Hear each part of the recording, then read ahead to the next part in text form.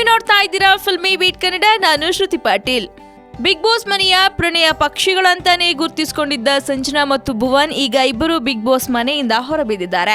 Big boss ಮನೆಯ 50ನೇ ದಿನಕ್ಕೆ ಸಂಜನಾ ಮನೆಯಿಂದ ಔಟ್ ಆಗಿ ಆಚೆ ಬಂದಿದ್ರು.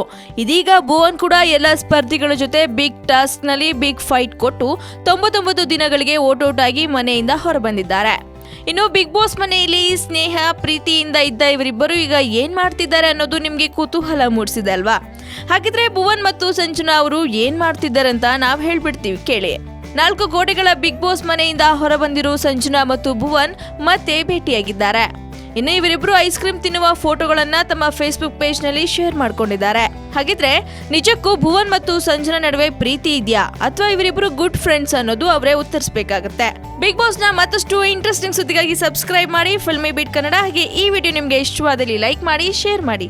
ಹಾಯ್, ಎಲ್ಲ ಸ್ಯಾಂಡಲ್ವುಡ್ ಮೂವೀಸ್ ಅಪ್ಡೇಟ್ಸ್ಗೆ ಪ್ಲಸ್ ನನ್ನ ಮೂವೀಸ್ ಅಪ್ಡೇಟ್ಸ್ಗೆ ಪ್ಲೀಸ್ ಎಲ್ಲರೂ ನೋಡ್ತಾ ಇರಿ ಫಿಲ್ಮಿ ಬೀಟ್ ಆ್ಯಂಡ್ ದಯವಿಟ್ಟು ಸಬ್ಸ್ಕ್ರೈಬ್ ಮಾಡಿ.